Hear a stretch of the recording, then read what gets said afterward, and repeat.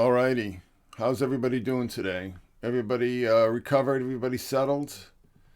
I certainly hope so. I've been very busy these past couple of days. I was kind of holding my fire on working this thing out until I got a sense of how it was all going to play out. I mean, it all played out exactly the way all the syncs and the symbolism was pointing out, but you never know with these things, especially these days. Things can go astray, but things actually did end up going the way that I had seen them going according to the information that we're going to look at. Just let you know, I have no dog in this fight. I did not vote for either one of these people, so this is not from a partisan angle. Even though what was it, 50% of Democrats polled thought that I belonged in a concentration camp for not submitting to a now proven dangerous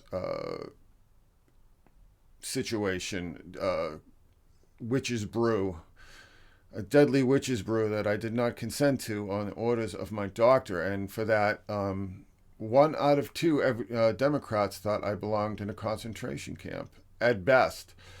Anyhow, I don't hold a grudge, it's all right, but here we go.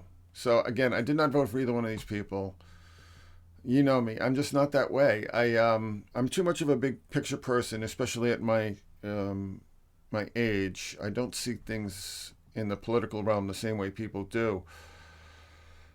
Anyhow, so we'll see what happens. I mean, there are a lot of very major problems, let's just say, politely, in this country that need to be fixed. I don't know if the president, the incoming administration is the people to do it. But there we go. Neither here nor there. So, in essence, I'm not a partisan, and I have no dog in this fight. I kind of feel sorry for Kamala Harris. I think that she was.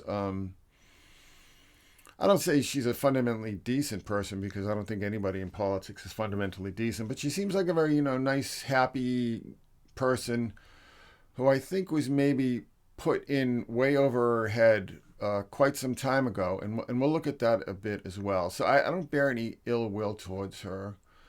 And, Trump is Trump. I've talked quite a bit about Trump over the years, and that's who he is. I'm not a Trump supporter, but I also don't hate him the way I hate a lot of other politicians.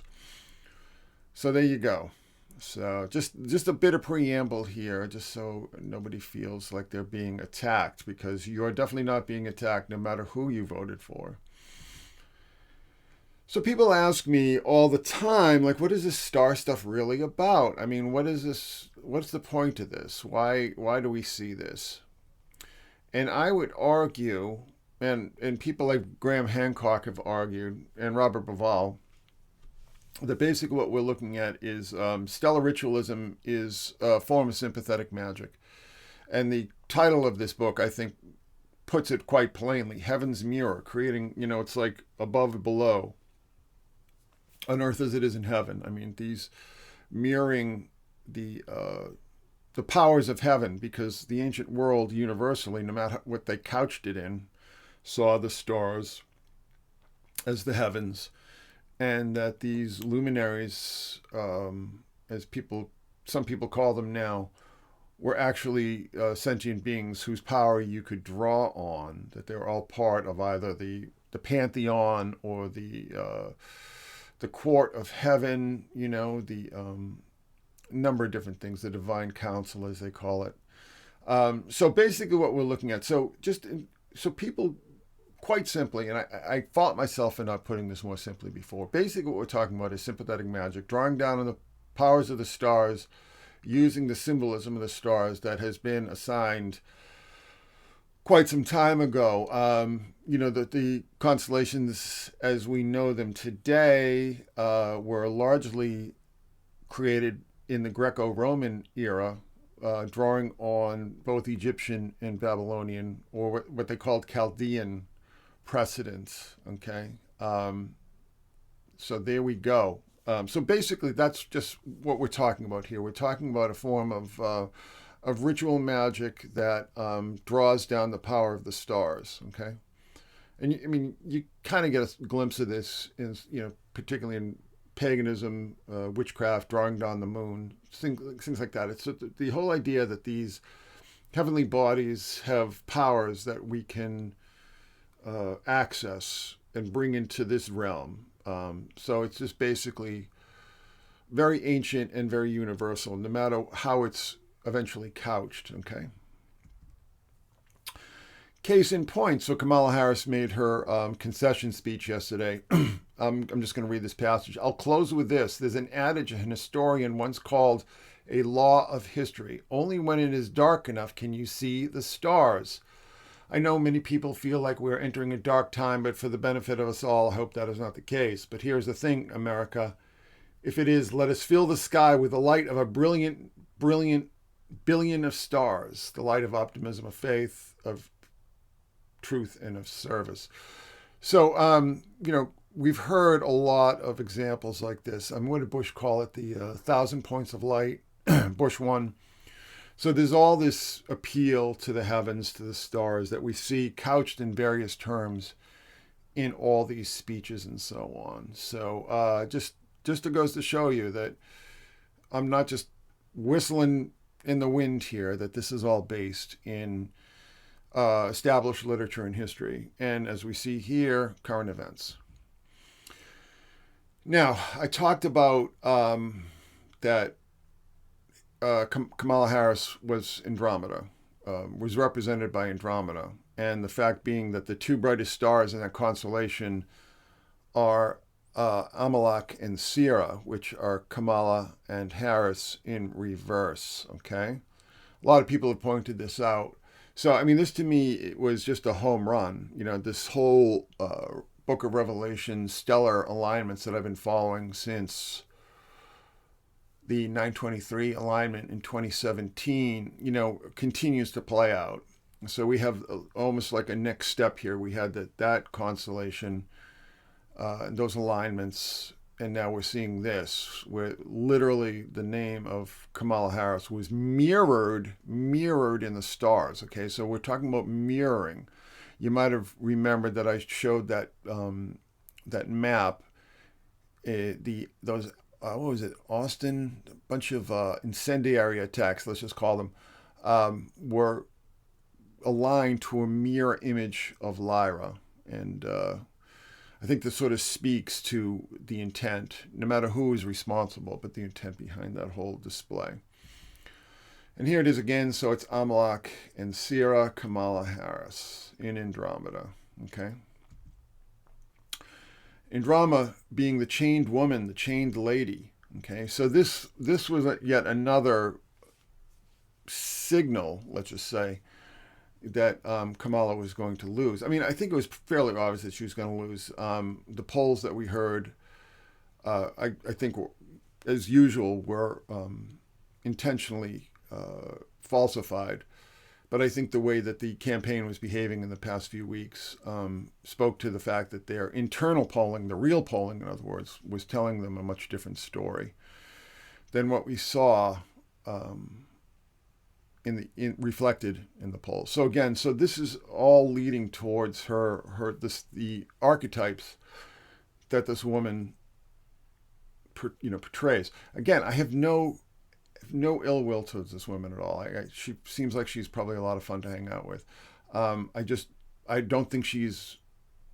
Well, we'll get into that. I don't think that she's particularly intelligent. And I think that she's always been manipulated by other people for various reasons. But again, I have no ill will towards her at all. So if you remember Andromeda, the story Perseus, in the movie it's the Kraken, but it's actually Cetus. And here we have a combination of Cetus and the Gorgons, Medusa. So we have, we've talked a lot about this symbolism. Perseus, of course, is Mithras. So how interesting that, in this environment of Mithraic symbolism that we've talked so much about, that we have Andromeda enter the story. Okay, but this is the rock, Andromeda's rock, And this is her story, that she was chained as a sacrifice to Cetus and freed by the hero Perseus, the Persian. Okay.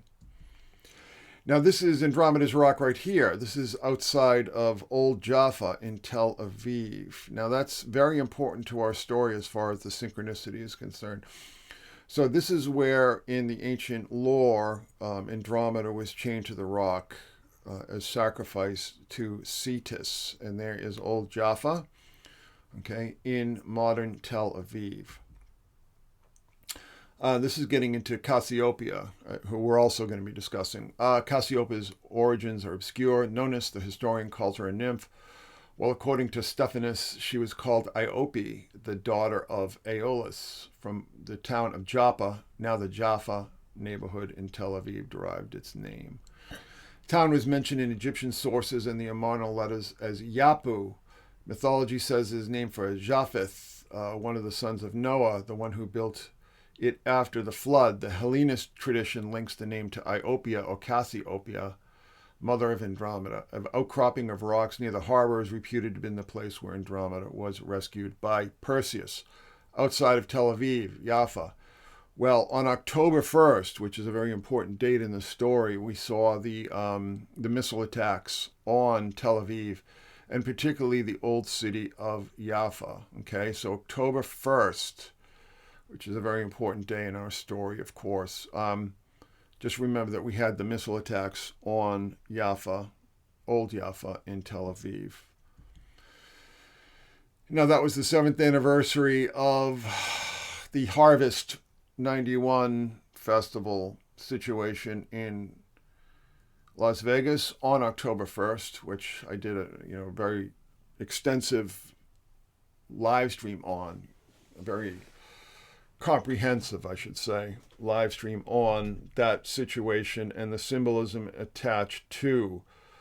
Okay, but just remember we're talking about Vega, Las Vegas, and so on and so forth. And it's a musical festival, so that puts it under the archetype of Apollo, giving us Lyra again. So Lyra and Vega connected to Andromeda. Now, there's a very important reason why this is so, and speaks to the stellar magic, okay?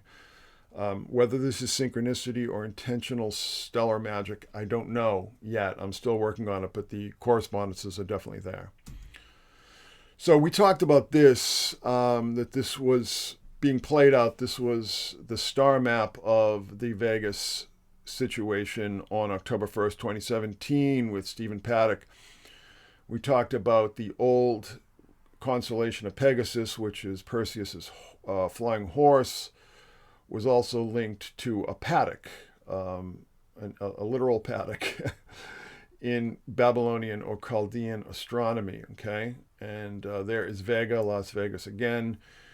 The calling angel, the angel with the scythe, the harvest, right? Two sickles, the angel of the harvest being Virgo, and Leo, okay, remember this happened 8 days before the Las Vegas situation, the alignment. So it's all very, very well connected. Almost certainly some sort of intentional ritual at work here.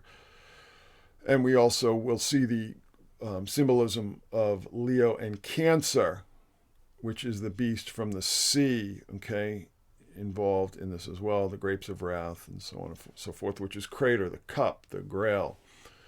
So all this, we talked about this at great length, and I'm just covering it now just to connect it to the October 1st day in which Old Jaffa in Tel Aviv was under a missile attack, which connects us to Andromeda and Cetus, okay? Now, this is very, very important. So this is a Chaldean star map, all right? And Vega. So we talked about Vega, which is the lyre of Apollo. Now, in Babel, we have what's called the sitting gods, okay? The sitting gods of Babylonian astronomy, okay? And one of which is called the she-goat. Now, look at the she-goat has a sickle, so it's the harvest. So it's Vega, harvest. All that symbolism again. But the fact that she's sitting is very, very important. But this is the ancient depiction of Lyra. All right, this is Lyra, Vega, the brightest star in the night sky, right here. And remember, we're all talking about this in the context of sympathetic magic. All right. Now, so we look there. That same figure of the she-goat, okay, was moved across the sky in the Egyptian astronomy as Coma Berenices. All right, and we see Coma Berenices as Isis with Horus here. All right. Now, later on, that same figure was moved a little bit further towards the galactic plane to become Cassiopeia. So it's almost like full circle. All right. So we're seeing the same symbolism of the sitting goddess here, the she-goat in Chaldean astronomy. And again, notice the sickle. Very important to notice the sickle. And here we have Coma Berenices in Egyptian astronomy, or actually Plutarch area. Not Plutarch. Well, it would be Plutarch's constellations, right? So I guess it would be post-Pharaonic Egypt. Anyhow, neither here nor there. But so we have the same figure here that is in the place of Lyra, traveling across the sky to Coma Berenices above Leo, okay, and then traveling again in this Greco-Roman depiction of Cassiopeia, who again is the mother of Andromeda, who again is Kamala Harris. Kamala Harris's name was written directly into that constellation, but just mirrored. Okay. One thing I would notice here too is that you see Alpha Cassiopeius, or whatever it's called. That's called the breast. So whenever you see one breast being exposed, for instance, a great example is Janet Jackson at the 2004 Super Bowl. Whenever that one breast is exposed, that is a reference to Cassiopeia. All right. But we'll get into that at some other point. So the Perseid or the Perseus constellations, the three main ones being Perseus, Cassiopeia, Andromeda, of course, also Pegasus. And here we also see the asterism of Medusa and Algol, right? Algol being the eye of Horus. But note, they're all falling away from the northern part of the sky where who sits? Cepheus, God, the gardener, okay? And look at how they're falling away. This is the fall of man in the stars, okay? And Andromeda is Lilith. She's the first Eve in rabbinic tradition. So we have the first Eve and the second Eve of Cassiopeia. All right, so this is the fall away from God. Now, Coma Berenices was depicted as Isis in Egyptian lore, star lore, but in later on, and as we came to know it today, it was just a wig. So Coma Berenices was a pharaoh's wife who offered up her hair to Aphrodite to ensure his victory in battle. Okay, victory in battle. So she sits, you see here, sitting upon the beast, right? Sitting upon the beast, right? And Virgo is in that alignment. And we also have the cup of abomination. So this is taking us to, we're getting a little bit ahead of ourselves, but this is taking us to Revelation 17. So the woman atop the beast is Coma Berenices, an Egyptian queen, which would clearly be a model for Babylon and so on and so forth, Mystery Babylon. The cup of abominations is Crater, right? And Hydra, right? Hydrothermal, right? Hydration, the many waters. That is the many waters she sits beside. So this is all in the stars, all right? So here it is again. I mean, just so we're sure of it, Mystery Babylon, Coma Berenices, sitting atop the Scarlet Beast, which is the Leo Cancer cusp, right? So it isn't just Leo, it's a Leo Cancer cusp. Hydra, many waters, Crater, cup of abominations of her filth and adulteries, okay? So just remember that. But what this brings us to Andromeda again. So Andromeda is the fallen Babylon. So this is Mystery Babylon, right? And the queen, the sitting queen in Revelation, was once Lyra, or what we know today as Lyra, then became Coma Berenice's, immortalized in Book of Revelation as the whore of Babylon, okay, and then moved to Cassiopeia. So it's the same figure, the sitting gods, which have a particular meaning in ancient astrology, moving across the sky, like literally being moved across the sky.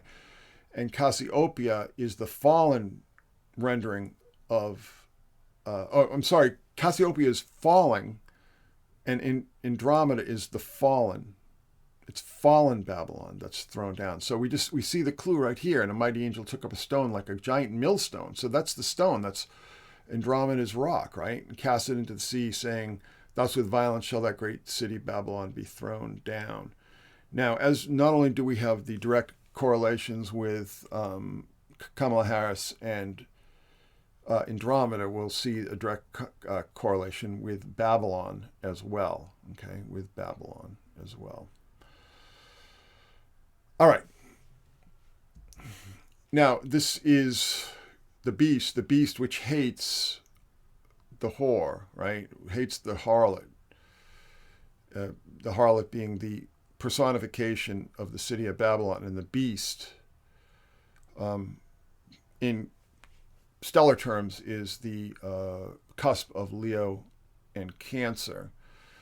But in biblical terms, as we saw in the book of Daniel and so on, represents various kingdoms. So this is various kingdoms in alliance against Babylon, okay? And Babylon, traditional enemy of the Jews and Israel. Also, the Greeks had taken over at one point. Cyrus the Great had conquered the Babylonians, the Persian, and so on. So there's a lot of history here and a lot of symbolism. But we see her in the purple and scarlet, all right? But we'll get into that. So when she was appointed or anointed the presidential candidate for the Democrats, we saw a lot of this symbolism playing out in the sort of the right-wing Twitter sphere, blogosphere, and so on. And the woman, arrayed in purple and scarlet color and decked with gold and precious stones and pearls, having a golden cup in her hand full of abominations and filthiness of her fornication, which, of course, is the constellation of Crater. And again, this is another giveaway. If you read Revelation carefully, it's all stellar, right? So decked with gold and precious stones and pearls, those are stars, right? Those are the stars. So we see her on Biden's inauguration, that very, very strange day, in purple with pearls and so on and so forth. Be that as it may. I mean, maybe this was all a setup from the beginning. I don't know. Okay, so God's casting judgment, and God, if you look at Cepheus, you see the church steeple that we see all over the world. And that is the origin of that. Queen of Babylon, Cassiopeia, therefore shall her plagues come in one day, death and mourning and famine. She shall be utterly burned with fire, for strong is the Lord God who judges her. And the fire, of course, is the smoke and ashes and flames of the galactic plane, right? That's the smoke of her burning. And Perseus, the king, obviously, kings of the earth standing afar. So this is all very incredibly clever symbolism at work here and encoding. It's been a lot of fun to code break this. The kings of the earth who have committed fornication and lived deliciously with her shall bewail her and lament for her, so they see the smoke of her burning. And of course, the smoke of her burning is, the galactic plane, which we call in the sky the Milky Way, which gave its name to the Milky Way galaxy, okay? Now, So this is the fall of Babylon. And the angel said to me, "The waters that you saw where the prostitute is seated are peoples and multitudes and nations and languages. And the 10 horns you saw, they and the beast shall hate the prostitute." Yeah, so the 10 horns of the kingdoms, right? They shall make her desolate and naked and devour her flesh and burn her up with fire. For God has put into their hearts to carry out its purpose by being one mind and handing their royal power to the beast until the words of God are fulfilled. And the woman that you saw is Babylon, the great city that has dominion over the kings of the earth. Okay. And when I was growing up, you heard a lot that this was, Babylon was the Vatican and so on and so forth. There's been a lot of, I would say, rather poor interpretations of it. But, this has been going on for a long time. People just didn't realize that this was all stellar symbolism. What exactly that means is there are layers of meaning here, layers of deeper meaning here that we don't really have time to go into, but there we go. So how is Kamala? So we see that Kamala is the fallen Babylon, is Andromeda. How is she Babylon itself? Well, where is she from? She's from Los Angeles, Hollywood, Babylon, right? And of course, there in the center of Los Angeles, or the center of Hollywood, is the Hollywood and Highland complex, where the Oscars are held, right? And there is the Babylon Gate. Okay, there's the Babylon Gate right there. So pretty plain. And make note of that elephant, because that's going to show up too.